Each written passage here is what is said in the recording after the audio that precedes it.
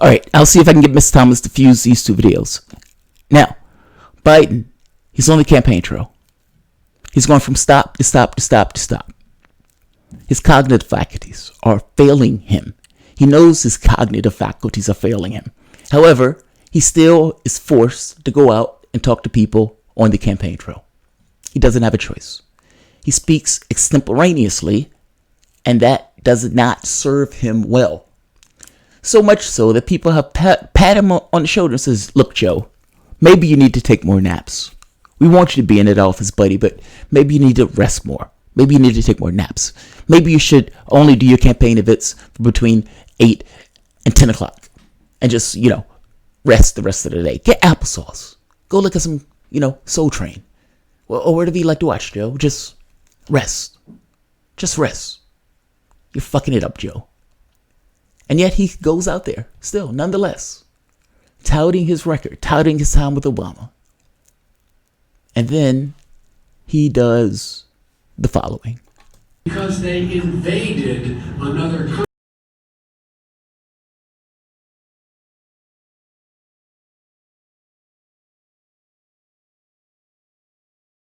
country and annexed a significant portion of it called Crimea. Right.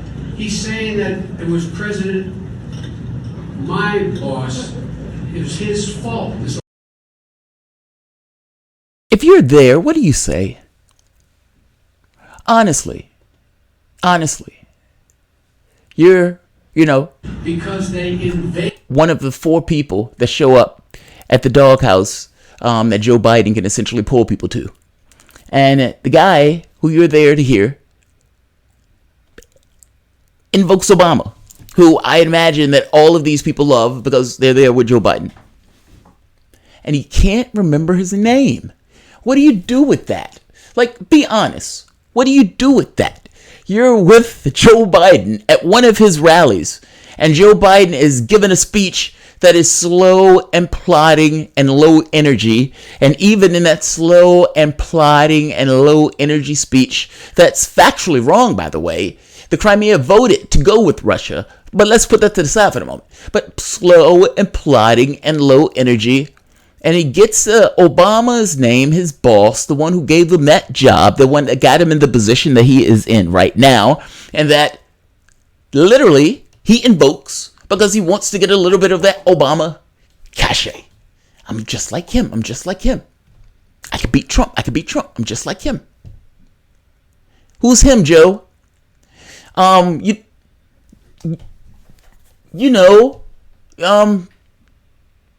My boss.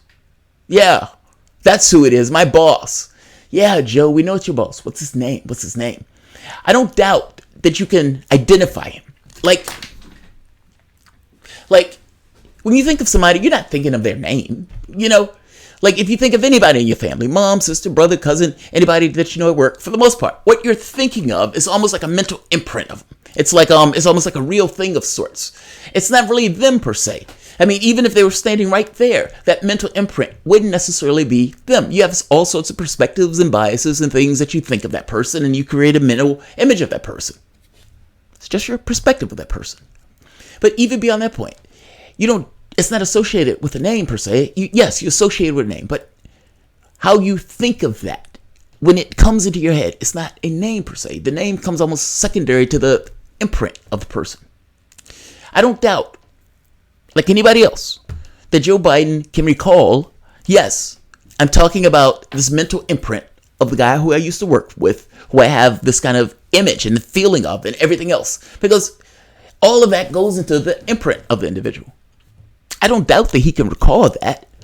My issue is the cognitive glitch that doesn't allow him to extemporaneously say it. That's my issue. It gets across that there's something misfiring, that there's something just not there. And as bad as this is, because this is, come on, let's be honest, this is pretty atrocious. And you can say, oh, dude, you're not being fair. It just happens. But it's not just happening once. It's happening everywhere he goes. No, it may not be missing Obama's name. Maybe it's missing where he is, where he doesn't know where he is. And I want to just make a larger point here. It goes beyond this. This is not the worst of it, or at the very least for people who are supporting Biden. Invaded another country and annexed a significant portion of it called Crimea. Right. He's saying that it was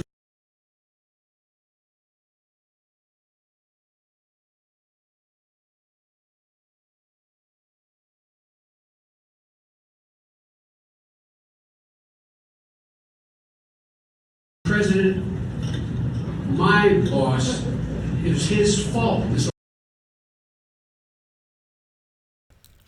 How can you not know Obama's name?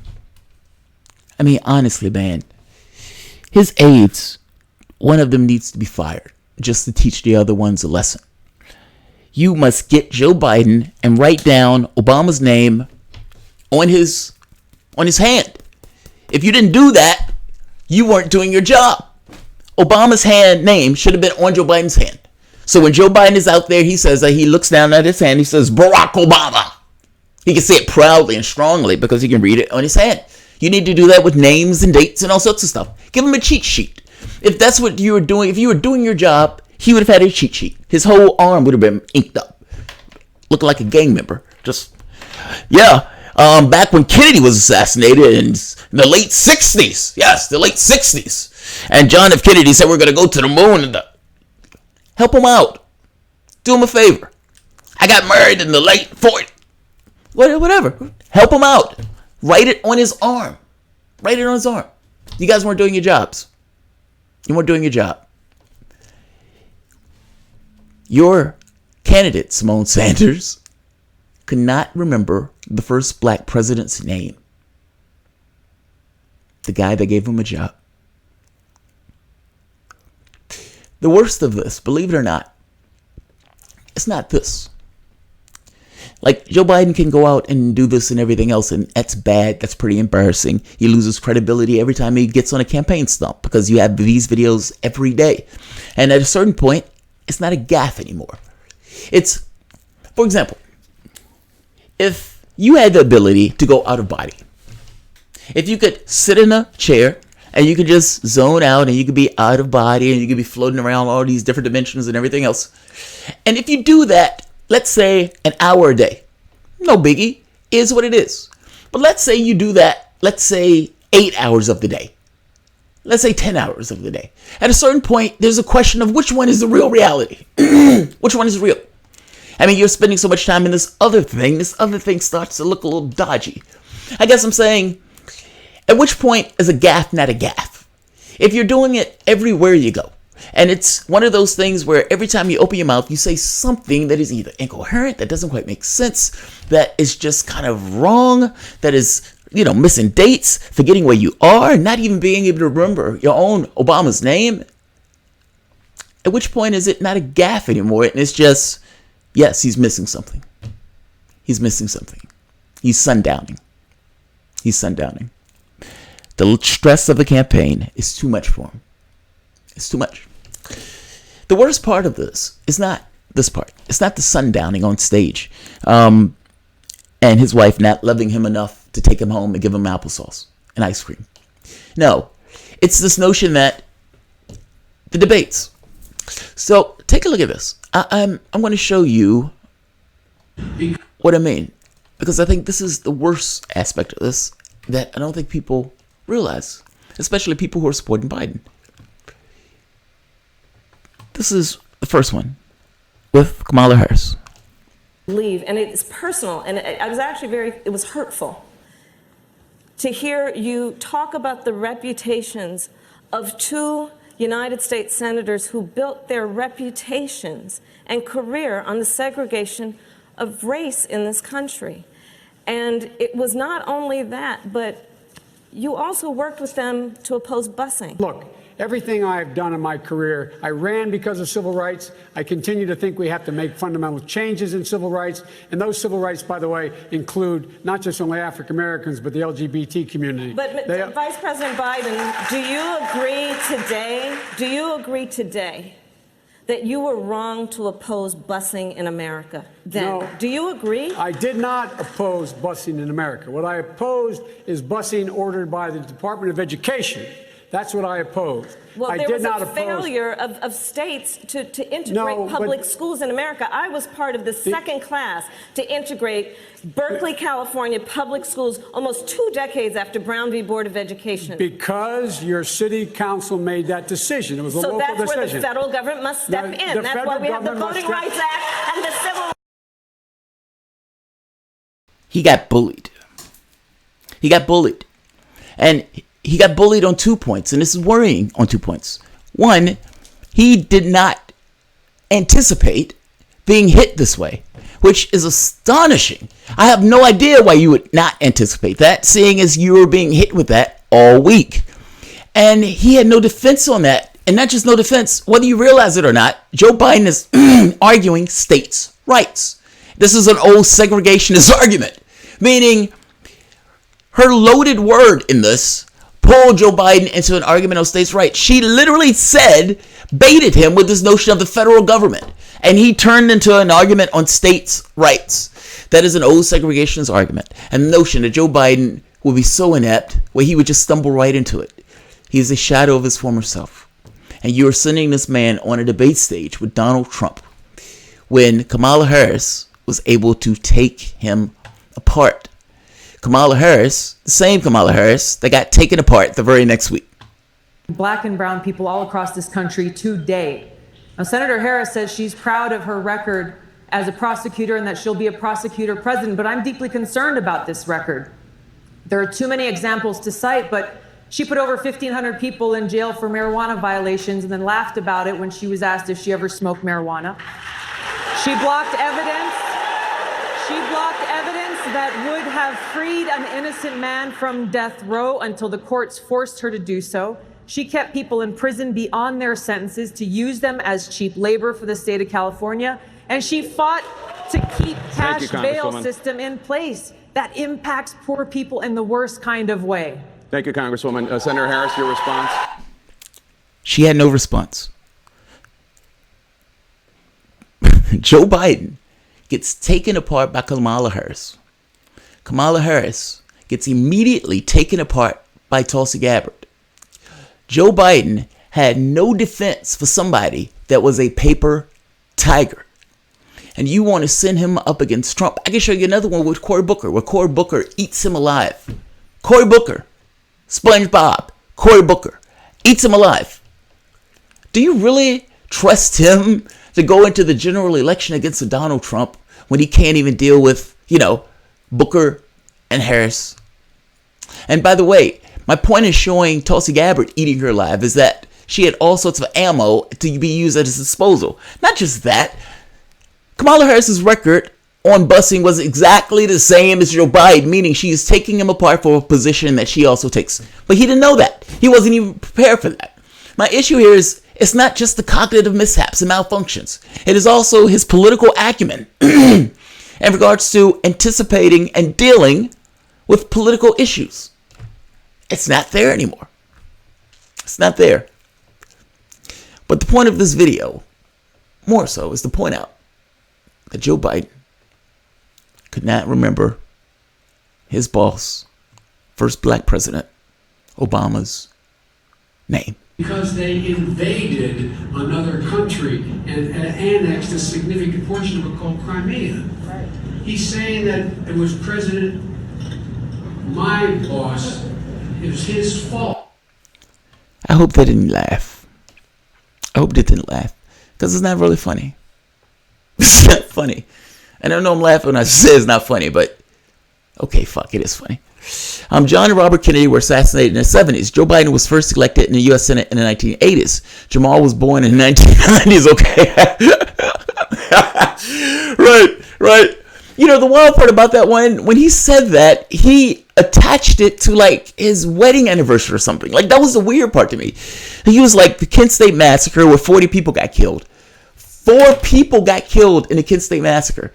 And then he says the Kennedy and King assassinations, and he attached it to like his graduation or something, or his wedding, which gets weird because it's like, you should know one of those. I mean, if anything, you should know your wedding anniversary. And so if you're attaching it to something, then it should, you should be able to hit that number.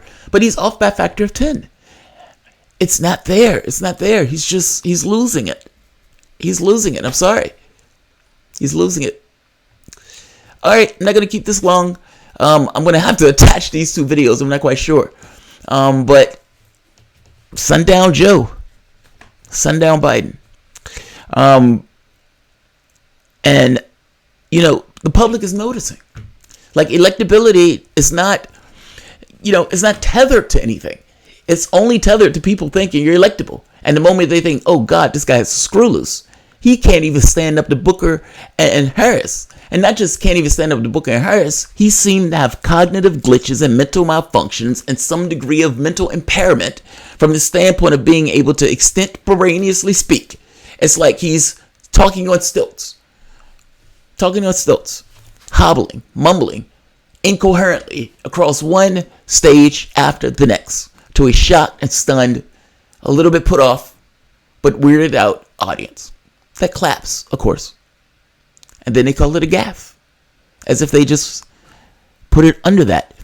There is no situation, none, zero, where you will be at your job and you massively fuck up day after day after day after day after day, especially in the sense of communication, and they look at you and say, here's a lot of gaffes. They would put you out on your ass. It is only in the Democratic political space can a person screw up royally day after day after day, like so much so that it comes this notion of, is this guy altogether there? And I'm not necessarily saying that he doesn't have presence of mind. The presence is there, but he has no way to articulate whatever is in him, and that stuff comes out in weird ways. That's assuming it comes out at all, because in this case, he couldn't even remember Obama's name. Jamarl, have you weighed in on Jill speaking for Joe Biden? You got to swallow a little bit. Your preferred candidate may be better than healthcare. We did talk about that. Because, look, if you are leaning in electability, meaning if you're Joe Biden, and you look at the polling and everything else, and you say, okay, fair enough. People aren't voting for me for my policies because nobody believes my policies. I have been putting people in prison for 40 years, and now I come up with a policy to not do that. Does anybody really believe that I believe that policy? No, of course not. What about the healthcare stuff? This is brand new. Does anybody believe that I believe this? No, nobody does. Why are they voting for Joe Biden? Because they're terrified of Donald Trump. We think he can beat Trump. It's electability. That's a difference than voting for somebody, because I think I have these policies that I want to espouse upon the world, and I think this is my guy to go out and do that. As opposed to, I'm just terrified of Trump and I just need somebody to take Trump out that office. Those are different dynamics. The person who is, this is my candidate, I have policies that I want this guy to put out, they're stick-to-it to that guy. Because that guy at the end of the day is pushing for those particular policies. Think of people who like Tulsi Gabbard. They love Tulsi Gabbard because Tulsi Gabbard sticks to a particular policy set. Whether she's doing good or bad, they stick with her. Same thing with Sanders. That's not true with Joe Biden. When you look at Joe Biden's individual donations, they're flat. He's not even getting as much as Kamala Harris. He goes for big ticket donors. That doghouse that he could barely fill. Same thing. Sanders is having these barn burner crowds. There's a difference in saying, I will just accept this guy because I think he can win, as opposed to I am voting for this guy with enthusiasm because he has policies that I want out there and I think he can win. They are willing to suppress vision in order to put up somebody who they think can win. Jill Biden in this way, leaning into this also in that campaign video, Biden leaning into electability also, essentially admits that policy doesn't matter. And you need to be careful and understand what that means. If Joe Biden gets out of the primary on this notion of electability, then people didn't vote him out because of policy, which means that whatever he does is somewhat doesn't matter. He's untethered and undetached from essentially an electorate that really wanted something fundamentally different. Why do I say that? Because you didn't vote for him for policy. You voted for him because you thought he could beat Trump. And if he does, in fact, beat Trump, he is untethered to you because he accomplished what he told you he was going to do. I'm going to beat Trump. That's what I'm going to do. And that's what he did. In which case, that's it. Go home. I got this. I hope you see the difference between those things.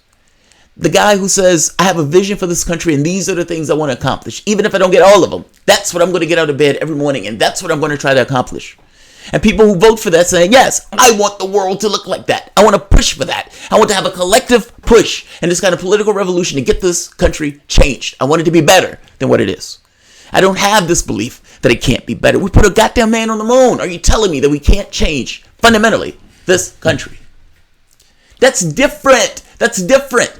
That gets people out of their seats. That brings people into the political process. That gets people riled up. It's like, yes, I want that guy. I want that guy. And then to boot, and I think he can win.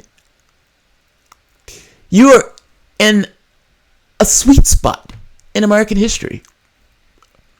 There were times in American history where people had to get rid of slavery. That was a lift. There was a war for that.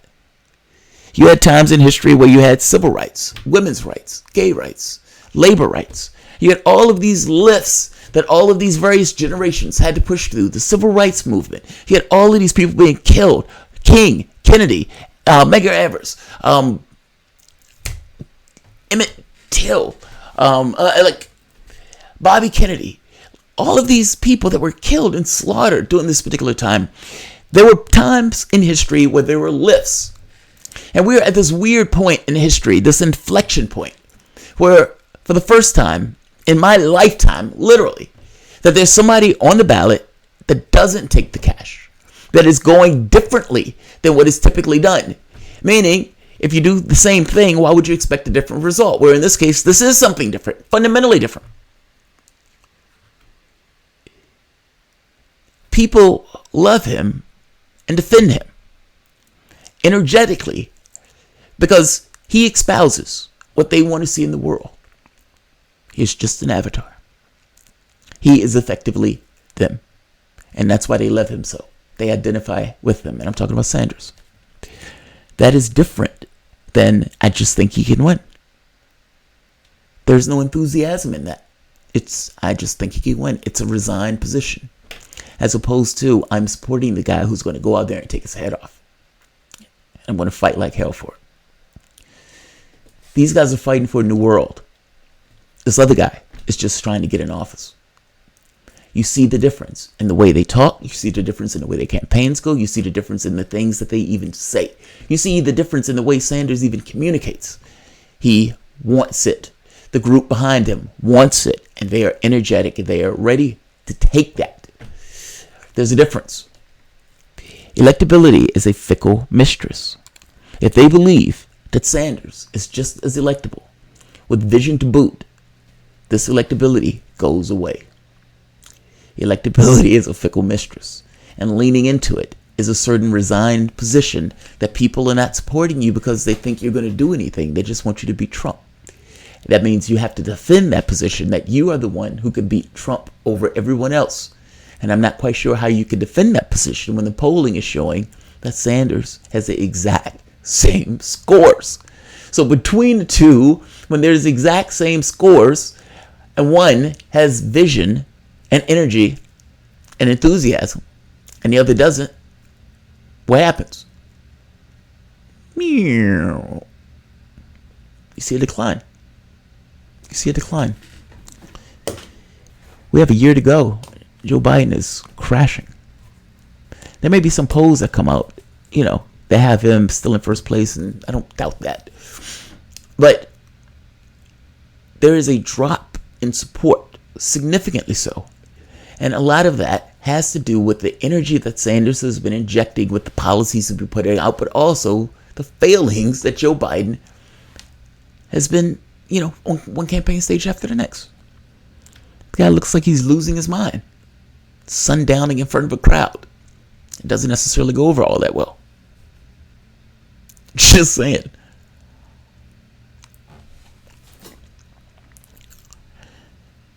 Cool Blue. Electability argument equals Democratic Party establishment for 2016 Hillary attempt yet another contract. Yeah. Jamal, you were from home. Do you shower every day? I do shower every day. Because for me, I look at it as, I know this sounds a little bit weird. Not weird, but it's a mental thing. It's like if you're in front of a camera, you're in front of people. and I don't want to be dirty in front of people. And if I know mentally that I'm dirty in front of people, it fucks with me when I do my show. So typically when I'm doing my show, unless I've just been up all night and just kind of going to the next day, like yesterday, I was just up all night. And I think it was like 6 in the morning and I'm still just doing the show from the previous night. But under normal circumstances, yeah, hell yeah, it fucks with me. It's a weird mental thing. If you put clothes on in the morning, it feels like you're going to work. And if you do the shower and that type of stuff and shaving and everything else, it gets you prepared to do the show. Without doing those things, there's a weird insecurity when I'm doing the show, and I don't necessarily like it. It's a plaguing thing. It fucks with me. So yes, asshole, I do shower every morning. But I know what you're saying. My wife, I'm going to out her. I'm sorry. My wife, she works from home also. And she does like medical coding and whatnot. And she's like, God, man, I'm going to have to find something other than sweats. Like, because it does like change your mind. The only reason I'm resistant to it is because I do a show.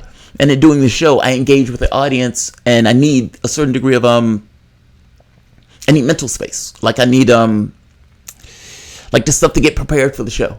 Like it's like mental stuff. It's hard to explain. You have to get yourself in a mindset to do the show. I mean, the show is just you, but it's going to be you for like on max for X amount of period of time. And your ability to talk, your ability to think, your ability on various topics and making sure you're briefed and well aware of the stuff that's updates on those topics. Usually it's like 4 or 5 different articles that I'm kind of pulling from. There's a certain mental headspace. Even in trying to like starting with the initial thought in order to connect to other thoughts to that particular thought. So on the show, it's not entirely like you don't know the topic. It helps guide the topic so you're not necessarily going kind of on tangents. It's stuff that I had to do when I first started the show and just learn as I did my show on things that helped. What's the word I'm looking for? I guess make it succinct, less all over the place. Unless the video is just kind of talking to the audience, engaging with the audience. Those are different. But in the cases of showering every day, yeah. You have a choice, but it gets a little weird when you don't, and you talk to the audience. It's like you're talking to the audience and you know you're dirty. In the back of your head, it's like, you never wash your ass today. You didn't wash your ass today. And you're trying to talk about the news. That doesn't work, man. You got to wash your ass when you talk to the news. Especially if you can tell somebody how my ass tastes. That video tripped me out. That video was fucking awesome. I was laughing my ass off at that video. I don't know where. Shaq gets into an argument with Kobe, and them two are beefing, and he asks him how my ass tastes. And on the time when I was doing the video, I can only remember that part. I couldn't remember exactly the context of it. Context came to me later. But you look, Cool Blue, last 2015, just before the election, at this time, Clinton had double-digit lead on Trump.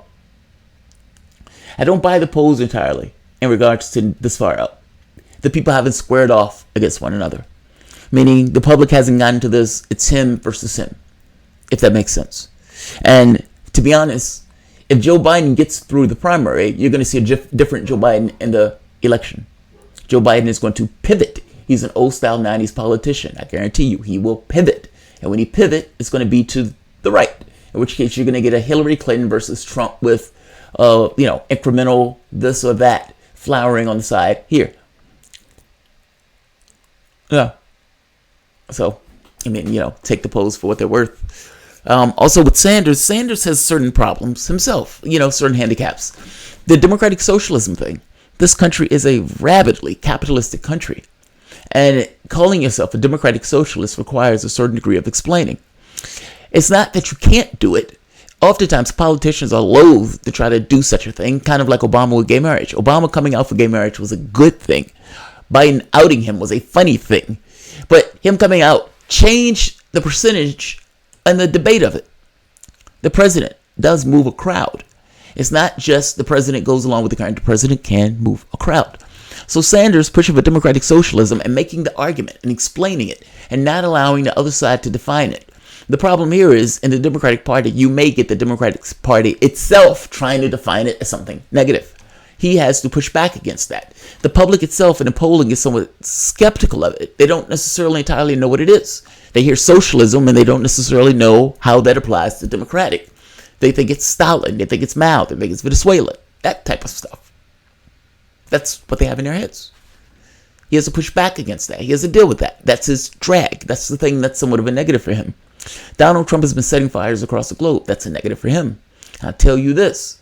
If the economy crashes while Trump is in office and Bernie Sanders is the primary nominee, holy fucking hallelujah. It's not that I want a crash per se. It's more so that if a crash takes place, I would rather have him there as opposed to somebody else like a Biden where you get a repeat of Obama. People are calling for it. It's not that I want it. I don't want to crash at all. It's more so that I do look at this stuff as an opportunistic way of, okay, that happened because of the things that Trump was doing. Let's get to work. Let's change the world. Let's change the world. Yeah. All right. I'm going to end this because this one is gone long. Yeah. Jonathan, he literally forgot Obama's name. And I'll show it to you again before I leave, just in case somebody's just going to hear. Biden, campaign stop, saying something factually false about the Crimea. The Crimea chose to go to Russia after the United States worked with Western powers to foment a coup in the Ukraine. Those people were Nazis. Understand, they were Nazis. Card-carrying, flame-toting, walking through the streets, screaming at the height of their lungs, racist Nazis. Trump gave them weapons. Obama gave them support. And the Ukraine was using all of these militias and everything else. John McCain was buddies with one of the leaders of one of those Nazi brigades.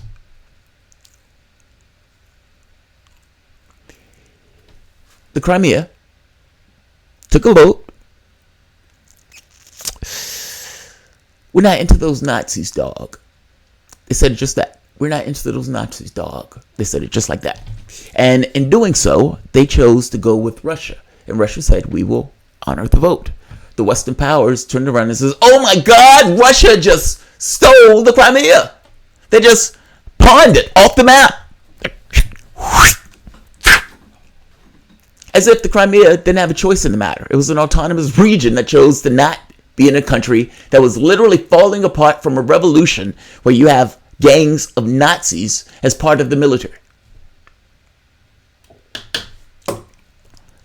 It's true, by the way. Everything I just said is true. It's weird, but it's true. Israel, in some cases, was supporting the Ukraine. Again, these guys, many of these guys were Nazis. Not all of them are Nazis, so don't misunderstand me. But they're using, it's like militia. And some of the militia are card-carrying, out and out, chest out, Hitler on the brow, Nazis. And we were supporting them in order to stick it to Russia. Some of the stuff we're doing is astonishing, man. And then people come out and talk like this. Because they invaded another country and annexed a significant portion of it called Crimea. Right. He's saying that it was my boss, it was his fault.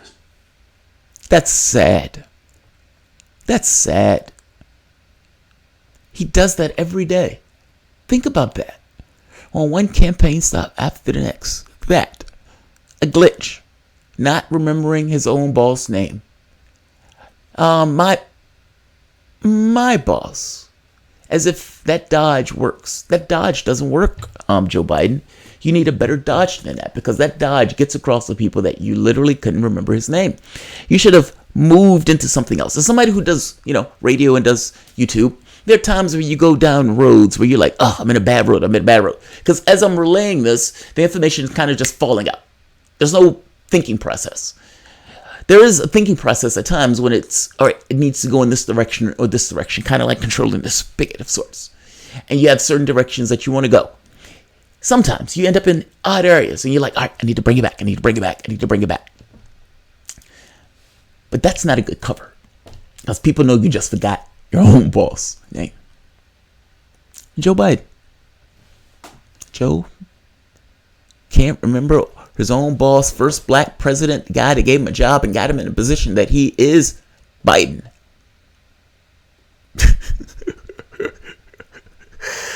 For Jamal, boss of Progressive Silver. Oh, thanks, man. Brett McKinney. Joshua Jenkins. Where did we get Bernie's Star Trek poster that is behind you doing your radio hour? I enjoy the perspective. Keep up the good work. Happy birthday. Oh, thank you, Joshua Jenkins. Dementia, Biden, dropout. See, I didn't want to go there. I didn't want to go there. I didn't want to go to dementia. I was asking my wife, I said, I need something else. She was like, dementia, senility. Like, she went straight for the jugular. I was like, I don't want to give a medical diagnosis. I just want to give what it looks like. And it looks like a man falling apart. They can't take the stress of the campaign. I got those at a GalaxyCon convention. No bullshit. I got those at a GalaxyCon convention. There was a woman who was selling those type of posters.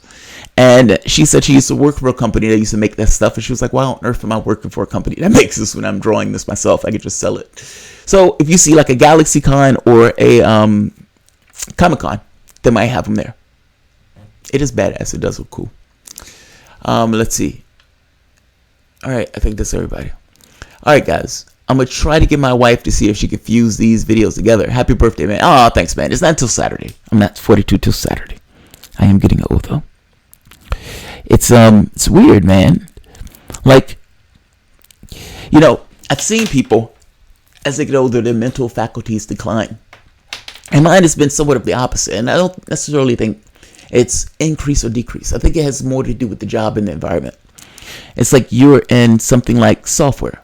And in all of these jobs, I hated those jobs. I hated every last one of those jobs. Because it always felt like it was out of kilter. Like these guys were pods. And many of these people were just kind of odd man out. It's a weird feeling. And then to get into something like this where that doesn't exist. That feeling doesn't exist. It's somewhat of a natural thing. Even when doing radio, it feels like it's in sync in a way that it hadn't necessarily been in the past. I tell my wife that because for the most part, my wife has been always awesome at whatever job she's done. She fit in this kind of corporate structure where for her, she was just natural at it. You know, not calling her a robot, just saying that she was able to just kind of do a particular task, get better at that particular task in those particular companies and just elevate in one by one. That was never my experience at all. And it was always awkward, you know, to do extremely well at school and then turn around and struggle in the various companies. Hated it. Towards the end, I kind of enjoyed the work. I guess it was quasi. When I first started, I loved it, and maybe for the first 3 years. But after a while, it was like, all right, this sucks. And I think this was around the exact same time I was doing radio. Or this. When I stopped doing that, you know, and that's like 10 years or something. And, you know, it's one of those things that there are cycles in your life, like these kind of cyclical patterns where you hit your head on over and over and over again until you find someone kind of out the pattern. It's almost like a Chinese finger trap. It's not just one person. That seems to be just the basis for human nature of sorts. And you can kind of understand it, not in a God way, but more in a just structure way. You have a certain psychological bearing. That psychological bearing ends up with certain challenges that are associated with you and people who are similar to you that end up kind of in the same cipher that you're in. And in doing so, those patterns take you to a certain place. And some people end up in a cycle. They don't necessarily even notice it as a cycle. It's just something that keeps happening, but it has a similar bearing every time it shows itself. In some cases, relationships. In some cases, jobs. In my case, it was jobs. In the sense of, like, you know, taking the same job that I hate over and over again because the job paid well. And when I stopped doing that, it was kind of this thing again of like, all right, what do you do? Do you continue what you're doing with the show, or do you say, fuck it and get another job? And, you know, I was married at that point. And, you know, I don't know how I would have reacted if my wife would have been like, hey, I'm quitting my job to be a rapper. Which is kind of in my head, kind of the way it was. It's an analogy that works. It's like somebody who's 40 years old and say, hey, I'm going to be a rapper. But it's not really that. And I think her point was kind of the same. It's not really that. I mean, ultimately, you still did software. And you could always do software for the most part. So I wasn't necessarily worried that you weren't able to do something. We weren't hurting. So you had time. You had space. And given that space, kind of give it enough running room where you can kind of have a sustainable thing. It's just weird to have that kind of section of your life to kind of flip like that, where you're doing something that is in sync far more than anything else. And you almost end up in its kind of ass backwards way in this kind of other chapter of life that is a radical departure from the previous chapter, and yet all of the skills that you were using in the previous chapter come to bear in the next chapter, in ways that are interesting and useful. So I don't know. It's one of those things of getting older, I suppose. So 42 fucking years old. Wow. Yeah, I'm getting ancient. Next clip cuts to Joe drooling elder abuse. 2 to 20. Cool Blue 71. I turned 48 on August 16th. Happy birthday, man. The anniversary of deaths of Elvis Presley and Aretha Franklin. Really? What a day. Happy birthday, Jamal. Wow. Are you serious? Brom SL1. Happy birthday. It's not until Saturday. It's not until Saturday. It's not until Saturday. But thank you. Wow, that sucks. Your birthday was on Aretha Franklin and Elvis Presley's death day. You know, I was smart enough to put my wife's anniversary on August 2nd, which is her birthday.